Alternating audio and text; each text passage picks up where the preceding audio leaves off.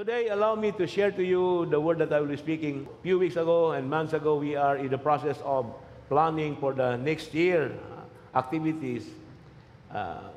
Most of the planning that we decided that our fiscal year of months, a year that we'll be evaluating and plan for the activities of the year is from January to October, no? So November and December is the month for planning and preparation. So, November and December, I just allow the Holy Spirit to give us the word that it will be preached. Not the same from January to October, because the leadership, we are really preparing a word for the whole year. Only it was not yet written ang tanan kompleto, pero nasa mo kasing-kasing kung unsa nga pulong sa Diyos ang iwali ka nato. Pero karong mga bulan ng November o December, I believe God has a word for us. Amen? Hindi mo tapat baliw. God has a word for you today. Hallelujah. It will comfort you, it will encourage you, and it will strengthen you. Now, the message that I will be sharing to you, I entitled this one Step Closer to God. One step closer to God. Now, it doesn't mean that God is far away, God is in distance, but we know that God is omnipresent. He's present everywhere. Amen ba?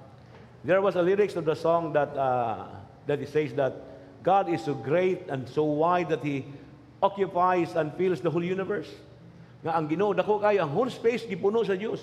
But no matter how big and huge God that occupies the whole universe, it's small enough to dwell within our hearts. Dako kay siya nga Dios, pero gamay siya kay makasulod sa to kasing-kasing. Imagine na, ang dako nga Dios nga nag-occupy sa tibok kalibutan, tibok universo, makasulod sa to kasing-kasing. No? And that is what we call the indwelling presence of God. And because of this indwelling presence of God, by the Holy Spirit, we can have peace in our heart. Amen. Joy, comfort, enlightenment. Sa panahon nga ma-discourage ka, maluya ka, dunay joy, dunay comfort sa sulod, dunay wisdom sa sulod. That is the ministry, that is the result of the indwelling presence of God. Amen. But this indwelling presence of God within us, gusto mo siya, because He is limitless, He is infinite. Gusto mo siya nga not only that He will dwell within our hearts and He experiences peace, experiences joy, but He wants us to dwell also in His huge presence, His manifested presence. Inside the indwelling presence of God, we experience peace and joy in times of sorrow and sadness, and comfort. But the infinite, limitless presence of God, when we dwell in the infinite presence of God, we will experience His power. We will experience healing. We will experience protection. That is why gusto sa Ginoo nga mupuyo siya sa itong kasing-kasing, kita pod mupuyo sa iyong presensya. Amen. Ingnim tapad. Papuya si Jesus sa iyong kasing-kasing. Unya, puyo pod sa iyong presensya. He who dwells in the secret place of the Most High, in the presence, this limitless, infinite presence of the Lord, will experience protection, will experience power, will experience miracle, will experience healing, will experience provisions. Mao na ang kabuton sa Ginoo. That is why we need to cultivate kinibitawang this intimacy with God. Amen, my son. Ingnem tapad palihog pakigsuod kanunay sa Ginoo. Hallelujah. Magampo ta. Lord, we thank you, God, for your presence today. And we thank you, God, for the move of the Holy Spirit, the direction of the Holy Spirit, God. Bring us where you want us, Lord God, to be right now, Lord God. Lead us into the still water right now. Make us lie down in the green pasture, Lord God. Bless us with your words. Heal us with your words today. Strengthen us with your words today. Comfort us with your words today, O Lord God. For we commit everything to you right now when we open up our hearts and we allow your words, empowered by the Holy Spirit of God, to minister all areas of our lives, of our being right now. Spiritually, emotionally, physically, financially. Lord God, amo gisurrender ka nimo ang tanan. And we allow your words to bring healing, bring restoration, enlightenment, no God. In Jesus' name we pray. Ang tanan mingon og one more time, ingni mo tapad, one step closer to God. Now, as a believer, kita mga Kristohanon matamigsoon, as believer of Jesus Christ, we need to understand nga, dili gina tinuod ang panultihon nga kung ma-believer. When you're a believer, wala na kay problema. When you become a Christian and receive Jesus Christ as your Lord and Savior, wala na, hayahay na tan, hayahay. That is not true. Amen. That even though we are Christians and born-again believers of Jesus Christ, we will always encounter trials, na temptation, amen, makes on. Hello? Na struggles, na sorrows, hallelujah. Pero the good thing is, even though struggles and sorrows and pain are still real, even though we are Christians now, God has given us the assurance and the promise that He will always be there to help us. He will always be there to comfort us. Naa siya, og dili ta niya pasagdan. Pwede ba inim tapad, narang Ginoo, dili kaniya pasagdan. Ingon sa Psalm 34 verse 19, diri kay klaro gyud sa ato din that many are the affliction of the righteous. So whether we like it or not, we are made righteous not of our own works, but we are made righteous because of Jesus Christ. So we are now righteous. Amen. Inim tapad, you are righteous in the eyes of God. Not because you are good, that is why you made yourself righteous, but it is the blood of Jesus Christ, the sacrifice of Jesus Christ, the obedience of Jesus Christ that made us righteous. When we believe Jesus Christ as our Lord and Savior, we become the righteousness of God in Christ Jesus. But even though we are righteous now, we are forgiven, naagya po afflictions, and the affliction is with S. Inay matapat afflictions. So po, naagi afflictions sa mga matarong niya, dili ba singular, daghan. Amen. Kisay maka-attest ana nga na Kristohano nga, pero gabi gyapon nimo kumbati gyapon na. Struggling gyapon ka sa imong negosyo, trabaho, pangalagad, sa imong mga anak, sa imong ginikanan, sa imong kaminyoon, na struggles, na afflictions. But the Lord delivered him out of them all. So there is a sure promises of God. This faithful God, this awesome God, this unchanging God. He said, we are not exempted. Still, we will suffer afflictions. Amen. Still, we get sick. Amen. Kisa yung Kristohano diri nga, wala gyud kagisipon sukad-sukad nga siya Kristohano na ka. Wala ka giubo. Wala ka nagsingit na, uban gani arthritis gani uban. But God has given us the promise and the assurance that there is always provisions in Him, with Him, and for Him, and by Him. Amen. Makes on. Many are the afflictions of the righteous, but the Lord delivers him out of them all. Amen. Makes on. Dili kani pasagdan. He will never leave us nor forsake us. In Psalms chapter 46, verse 1, this is the Psalms from the sons of Korah. Naging din God is our refuge and strength. Do you want strength? Do you want comfort? God is your strength. God is your comfort. Nabito kanta na to, God is the strength of my life. God is the strength of my life. God is the strength of my life and my portion forever. Siya na kahilakon ka na, kaundangon na ka, kasurinderon na ka. God is the strength of my life. Mahibulong ka nga, di na ko, maundang na ko, musurrender na ko, di na ko nimo, undang na ta. Kung nahibulong ka, there is, nagipoy hope nga mo arise. Nagipoy faith nga mo arise. Nagipoy patience nga mo arise. Nagipoy self-control nga mo arise. Why? Because God is a very present help. He is our present help. He is not just our help yesterday. He is our constant, perpetual, present help in times of trouble, in times of problem, in times of sadness. Now, isa nagtuod diri nga dili ka biyaan sa Ginoo. That is true. Tinuod yun na. Inim tapad palihok na siya. Dili yun ka biyaan sa Ginoo. Tinuod na. God will never leave you nor forsake you. That is true. And that is the truth. Amen? Now, although that is true, tinuod na siya magsoon, but sometimes, based on our personal experience, that is not always the case. Because there are times in our lives that we know that God is good, but there are times in our lives that there is a certain point of our life nga nagkinahanglan ka sa Ginoo Nagkinahanglan ka siyang tabang, nagkinahanglan ka, we need His help, we need His presence, we need His comfort, but seems to be, God is not there. Kaya sa ito nag-experience diri, anak. Nagkinahanglan kag tabang sa Ginoo, nagkinahanglan kag comfort sa Ginoo, nagkinahanglan kag kalig-on sa Ginoo, kinahanglan kag milagro sa Ginoo. Sige rin mong ampo, nagpatabang pag sa imong life group, let us pray together.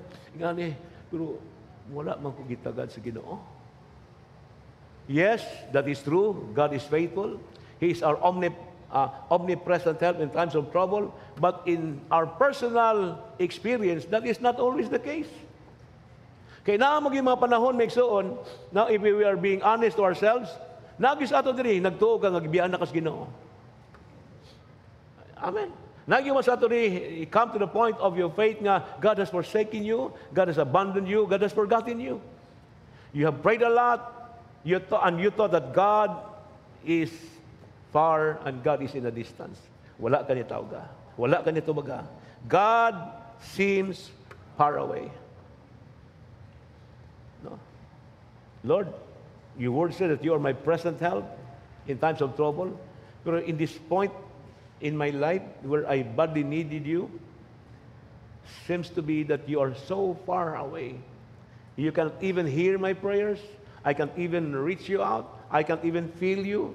Wala ka diha, I cannot feel you. Di ka na ako mabatian. Wala ka diha sa panahon na nagkinahanglan ko kanimo. Amen, Migson? Sometimes we don't feel that God is present. Sometimes we don't feel that God is listening. Amen, Migson? Naimay ana na to nga nangibati diya. Sa Psalms 22 verse 1, ngayon din si David, my God, why thou hast forsaken me? Why art thou so far from helping me? Nakapangutan na siya, Lord, nganong layo ka man kaayo? Aron mo tabang ka nako? Taas maghang imong kamot. You are limitless and you occupy whole space. You are omnipresent. Pero nga namang usahin nga mo layo kayo ka, nga mo tabang nako. Dugay na kong sininggit, I've been crying, I've been praying, I've been struggling, I've been praying and fasting. Labi na kaayo. But seems niya, thou art so far from helping me and from the words of my roaring. Grabe na, crying, petitioning, and praying to God. But sometimes we don't feel that God is listening. We don't feel that God is present. We don't feel that God is helping. But we need to understand, inyong tapat, kailangan makasabot ka. Make so, no? That God's presence does not manifest based on what you feel. Just because you don't feel it, that God is not there. Because in order for God to manifest in our present situation, you have to have faith. It is your faith that can move God, not your feeling. Inyong tapat, not your feeling. Because God manifests Himself through our faith. Even though you don't feel Him, you don't feel His touch, wala kay nakita diya, wala lihok sa Ginoo. There was no manifestation of the movement of His presence. There was no manifestation that is changing the situation.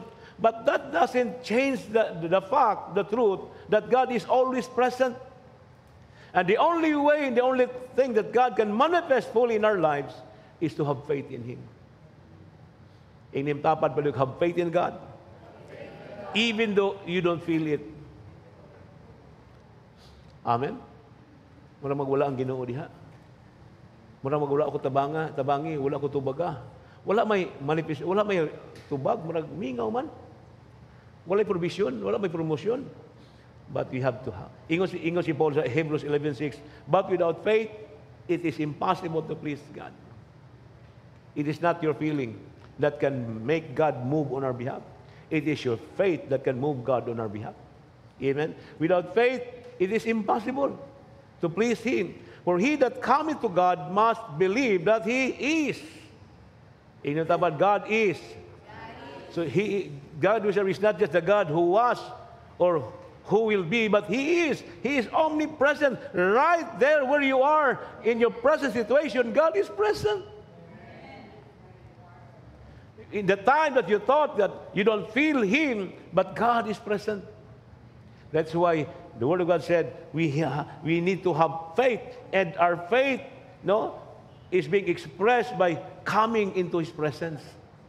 If you have faith, without faith, it is impossible to please Him. For he that comes to God must believe. If you believe that God is present, He is alive, He is there, we come into His presence. Ako bitang game ganiha, na siya na puyo sa ato. He gives us wisdom, insight, peace, joy. But we need to enter into His presence. Amen. To abide into His presence where you can experience His miracle, His power, His blessings, His provision, and His protection. Amen, Megzon? Sa iyong panabang. No, do not just believe that God is in our heart. We need to dwell in His presence. Amen? O ang Ginoo, dili layo, usara siya kalakang. Sa kalakang lang sa pagtuo, naana ka sa presensya sa Ginoo. Just one step, Megzon, you will be in the presence of God. One step of faith brings you closer and nearer into the presence of God. In Hebrews 4:16, ingon siya, let us therefore, come. If you're in trouble, if you're in pain, if you're in sorrow, if you don't know what to do, if you're sick, if you're lonely, if you're confused, let us come, let us therefore come boldly to the throne of grace. Why? Because we will obtain mercy and find grace to help us in time of need. He's our very present help in times of trouble. He's our very present help in times of needs. He's our very present help in times of sorrow. And through faith, we come into His presence. We worship Him. We pray to Him. Instead of running away from God, we come forward to God. Amen, Megzon. Ingnim tapal baliog dagan padulong sa Ginoo. Hallelujah. Because God is not in a distance. Dili layo ang Diyos. Amen. God is not far away. God is just one step closer to us. Amen. Ingnim tapal usala kalaka ang Diyos. Just one step of your faith, hallelujah, naa ka sa presensya sa Ginoo, where you can avail all the benefits of the blessings of the sacrifice of Jesus Christ. That will remind you, ngayon si ang psalmist, do not forget the benefits that we have in Christ Jesus, who forgives all of our sins and heals all our sickness and disease. There is provision, there is help, there is forgiveness, Megzon, in the finished work of Jesus Christ. And we avail na siya, Megzon, as we draw near into the presence of God. So nakay problema, nakahitabo siya magkinabuhi, dagan sa presensya sa Ginoo. Amen, Megzon?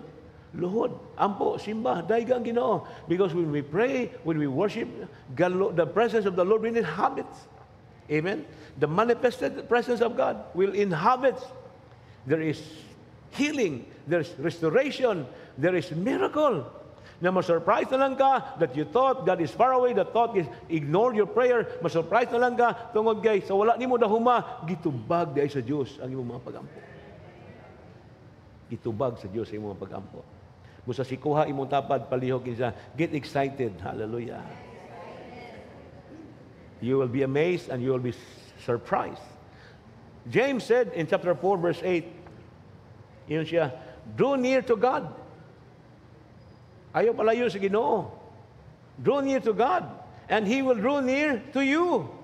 Cleanse your hands, ye sinners, and purify your hearts, ye double-minded. In other words, every step of faith forward brings us closer to God. Amen? Pwede ba yung talmud? Every step forward, or every step of faith brings us closer to God. Kadalakang nimo sa pag-amo, Lord, I believe in you, I trust in you, I hope in you, Lord, I worship you, I honor you, regardless of my temporal situation, even though I don't feel your presence, even though I don't feel you're answering my prayer, even though somehow, Lord, my emotion says that you ignored me, you have forsaken me, that, Lord, I will not run away from you, I will run closer to you. Usalang nimo kalakang Megzon, magbutang kag duol sa Ginoo. Draw near to God and He will draw near to you. The more di ay kung magpaduol ka sa Ginoo, magpaduol mo ng Diyos sa ato. Amen? Musa ingnim tapad palihog, paduol sa Ginoo. Ayaw balayo sa Ginoo. Usahay magod ka, ma-offended ka, magbahay ka, disappointed ka, frustrated ka, palayo din sa Ginoo, magmahay ta siya, wala man ka, Lord, I've been praying for you, wala ko nimo tubaga, I've been praying for you, murag wala ka diha, i-ignore lang ko nimo, nasakitan, it hurt me so much, no hurt kay Ginoo. No, God cannot manifest, cannot work in that way. God can move through your faith. Amen. And your faith is being demonstrated by drawing near to God. Because your one step of faith, it will bring you closer to God. Sa kalakang lang sa iyong pagtuo, mapaduol ka sa manifested presence of God. Na may milagro, na kayuhan, hallelujah, na panalangin, nga kanila lamang matagamtaman sa mga tao nga may pagtuo o muduol sa Ginoo. Hallelujah. Nabito'y kanta ito sa Bisaya sa una pa sa Jimmy no nga, muduol ako kanimo Jesus, di ba? Dito isumpay dito. Hinlo isad dugo mo nga halad mo sa krus. Amen. Ay mga batanon, wala naman ka-gits ana. Malang ako ang kantaho na para makarelate na mo. Muduol ako kanimo Jesus, hinloi sa dugo mo, nga halad mo sa krus. And the moment you move forward by faith to God, the more you can sense in your spirit that God is not far away. Dili day layo ang Diyos. Naara siya sa imong kiliran, Megsoon. Wala ka kamalay. Wala ka tabi gikanta, katong kanta ng footprints in the sun. Nireklamo siya, Lord, you said, promise me nga, once I decided to follow you, you will be with me all throughout the days of my life. Nga naman laging pagbaklay na ako sa balas, when I went through a lot of trouble in my life, I only see one set of footprints. Reklamo siya kayo, yung kaubanan ko ni mo Ginoo, kuyugan ko ni mo Ginoo, sa tanang adlaw sa akong kinabuhi. Nga naman lagi siya, naguul ko, nagmahay ko, nasakit ko, usara man lagi ka set of footprints ang nasa sand. Wala may imo diha. Nang Ginoo anak, nasayop ka. Kanang set of footprints nga nakita, dili na imo. Ako na, nganong wala imo diha, gikugos naman ka. It was then that I carried you. Sometimes nga nataba, wala kamalay nga, wala man ang Ginoo, wala ni mo makita na iyang manifestation, kaya wala kay giduyan di ka sa mga bukton sa Ginoo, Megsoon. Ing ana ang gihimo sa Dios sa ato. That is why the Word of God and the Holy Spirit will enlighten our eyes and mind, and you'll begin to see the truth, Megsoon, of who you are in the eyes of God. Wala ka niya biyahe, wala ka niya pasagdi, even though you don't feel it, you don't see it, God's presence is closer than you think. In Acts chapter 10, verse 34, usap po kinikabutang sometimes if we are not aware of this truth, many of us will get offended. Magmahay din ta. Then sa verse 34, then Peter opened his mouth and said, of truth I perceive that God is no respecter of persons. God doesn't show favoritism. God doesn't show partiality. Ignim tapad baliyog, walay favorite ang Ginoo. Wala siya favorite sa Ginoo. Pero again, sa akong nag-iingo kaganiha, that is not always the case. Okay, this truth that God doesn't show partiality, doesn't show favoritism, pero sahay magud makita na ito nga, mo nag-favorite na ni Lord si Makoy, si Pastor Marquez sa ako. Di ba? Lord, yan ang favorite lagi na mo siya. Kanili mag-prayer bitaw niya, mag-prayer mi sa gatekeepers, mag-prayer mi sa one, mag-prayer sa life group. Nga naman lang pag-augma, nagtestimonyo na siya, kagitubang na iyang prayer niya. Ako, Lord. Yung ka, Lord, you are God, you're equal, you are not respecter of persons, you doesn't show partiality, nor favoritism. Nga nung iuna naman. Nasa Biblia may suon, may bulong ka, amongst the disciples of Jesus Christ, John the Beloved was closer to him than any other disciples. Nga naman nga si John the Beloved, mas closer man to Jesus Christ than the other disciples. Naway favoritism ang Ginoo. Hallelujah. Jacob is so close to God, to his parents, than his twin brother Esau. Nabay favoritismo ang Ginoo, nabay partiality nganong si Jacob, ing siya, Jacob I love, Esau I hate. Nabay favoritismo ang Ginoo. Nganong si Joseph may soon, sa tanang anak ni Jacob, si Joseph man ang pinakasuod niya. Joseph was the closest of all the sons of Jacob, si Joseph ang pinaka-close niya. Nabay favoritism. Si Abel o si Cain. Nganong gidawat man sa Ginoo ang halad ni Abel o kang Cain wala. Nabay favoritism ang Ginoo.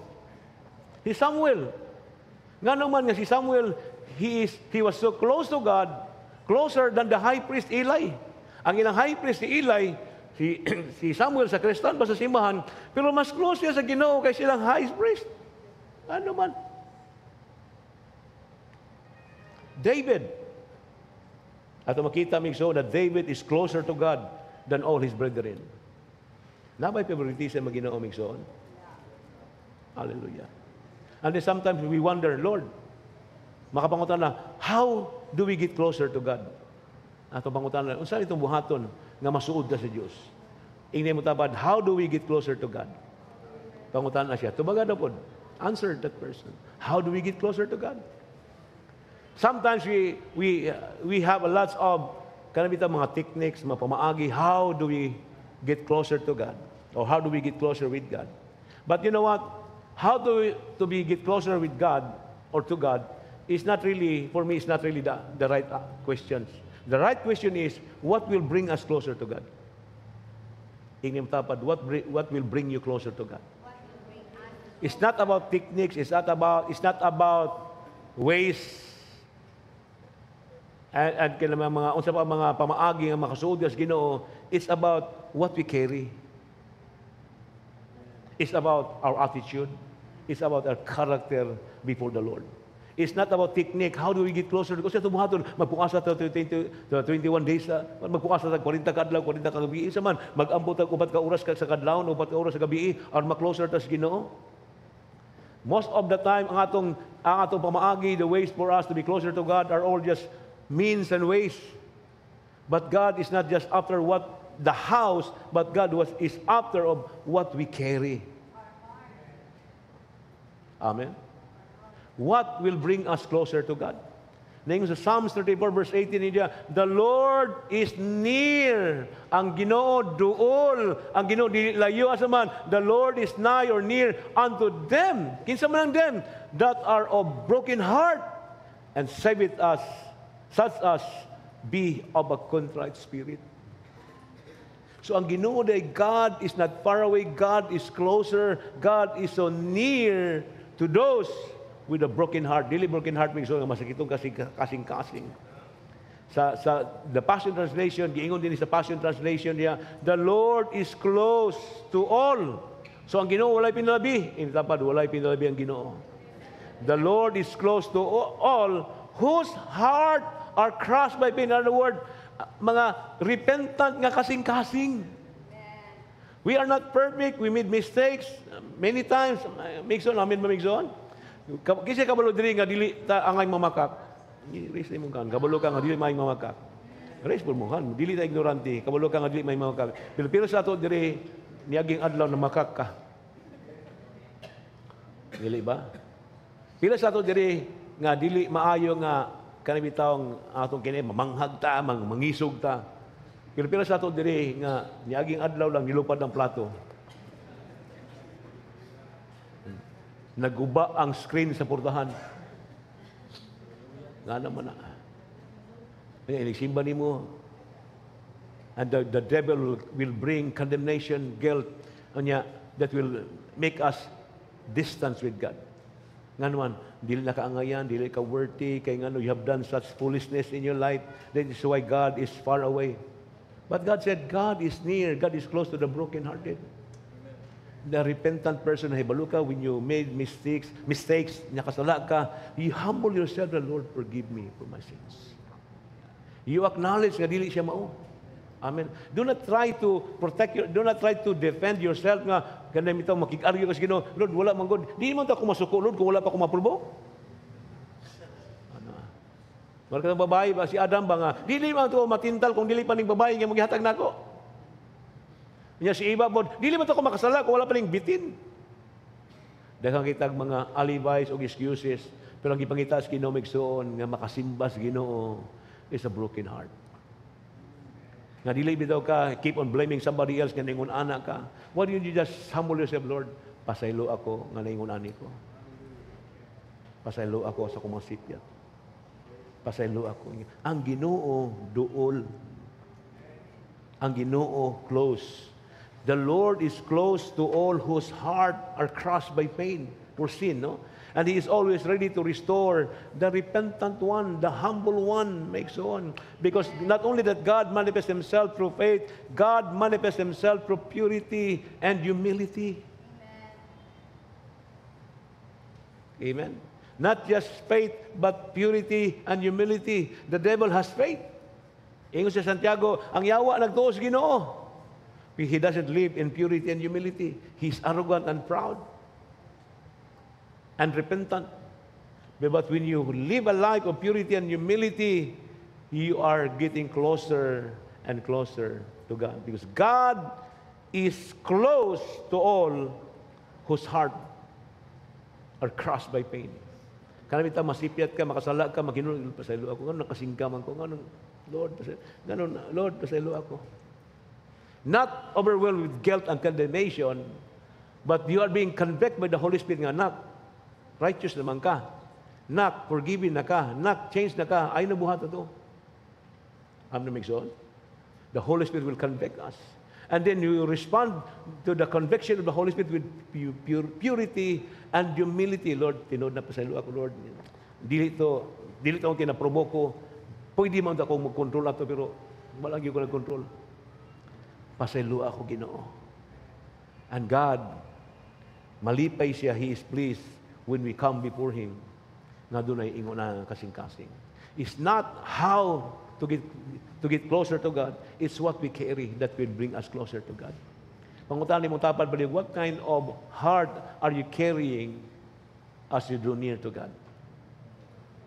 Heart of disappointment, heart of frustration, heart of offense, heart of unforgiveness, heart of pride, or heart of humility and purity. This is the kind of heart that brings us closer to God. Ingon si Jesus Christ sa Matthew 5:8, Blessed, bulahan, malipayon, are the pure in heart, for they shall see God. They will be closer to God. Hallelujah. So, all days sa Diyos, ang mga tao nga doon ay putli nga kasing-kasing. Humble nga kasing-kasing. Kanang word nga putli nga kasing-kasing, dili na pa sa nga perfecto ta. Masayop niya punta. Pero humble ta nga pasaylo sa masayop ta maigsoon. Amen, maigsoon. Kaya wala may perfecto nato diri. Naay perfecto nga ngalan. Si Pastor Miguel Perfecto. Domingo, perfecto gina siya. Atong pastor sa Iligan. Mananaw ko niya, Pastor Miguel, gihisgotan ako imong ngalan. Perfecto. Pero as in reality, di na perfecto. Makasala ta, masuko ta, maglago ta, magmahay ta, but God is close to those with a broken heart.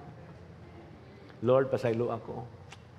Lord, pasaylo ako sa akong nahimo. Not in a sense of condemnation, as I've said.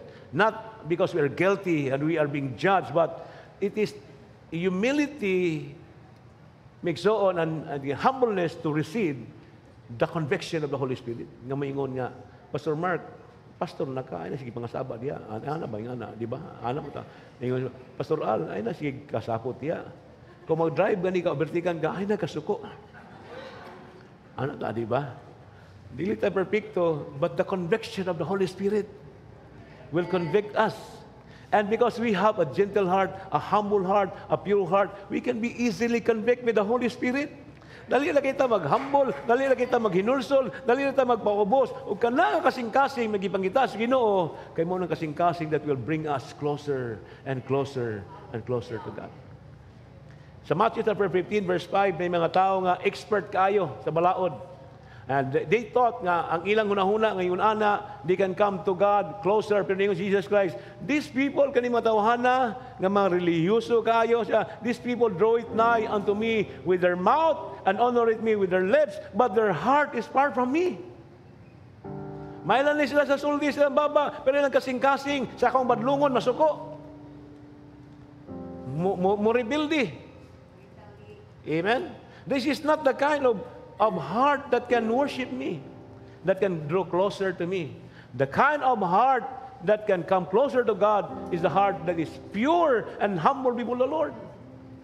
Easily touched and moved and convicted by the presence and the correction of the Holy Spirit. Dili ta mo retaliate, dili ta mo suki, dili ta masuko, badlongon. Hallelujah, amen. Pila sa ato diri nga masuko ka badlongon? Ako ra.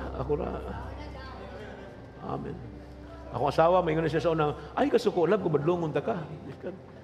Tungod kay, whether you like it or not, labi sa mga lalaki, di nila rin nabadlongon kasi mga asawa. Di ba? Di ba, brother said? Atong asawa mo, badlong na ito, murag matat sa tunggar mo ba nga? Badlongon ka sa itong asawa. But a pure heart, a humble heart, this is the kind of heart that can come closer to worship God. This is the kind of heart, a broken heart, a tender heart, a heart that can easily be touched and easily be convicted by the presence and the touch of the Holy Spirit. This is the kind of worship that can bring us closer to God. One step closer to God. Kung sa manang step, humility and purity of heart. Dili pamaagi nga, kinahanglan mo kanta tag tulo ka worship song, nya praise dayon na ahit ang makaduol sa pulo sa presensya sa Ginoo. That is not technicality, cannot bring us closer to God. What will bring us closer to God is the heart of worship, a heart of humility, a pure heart, a repentant heart, a heart that is willing to be corrected, willing to be rebuked, willing to be guided, and to be led by the Word of God and by the Holy Spirit. And in Proverbs 23:26, this is the will of God. This is the cry of God to each one of us. Ang giingon sa Ginoo para kana, I believe this is God speaking to us. Pwede ba inita pa, this is God speaking to me. My son, my daughter, give me your heart. God is asking for your heart right now. Pure heart, humble heart, a contrite heart, a heart that is willing to be corrected, a heart that is willing, yes, Lord, I am wrong. Lord, forgive me. Hallelujah. I humble myself. I worship you. I honor you, God. You are my everything, Lord God. I express, Lord, I exercise not just my faith, but I lay down before you, Lord God, my dignity, my pride, my ego. I surrender everything to you, God. Hallelujah. I worship you with a pure heart. I worship you with a humble heart. I worship you with a repentant heart. I worship you with all of my heart. This is the kind of worship that brings us closer to God. Closer and closer and closer to God. Stand on your feet right now. Hallelujah. Hallelujah. God is asking each one of us to yield to Him, give to Him our heart of humility, our heart of submission, our heart of repentance, our heart of obedience, a heart of purity and humility before the Lord. God is not here to condemn us, to judge us with our wrongdoings or of our failure, but He is here to correct us, to guide us, because God wants us to be closer to Him. Hallelujah. Closer and closer and closer to Him. And the thing that can bring us closer to Him is not the how, but what we carry with our hearts. Heart of worship, heart of thanksgiving, heart of praise, heart of humility, heart of repentance. Lift up your hands, worship Him.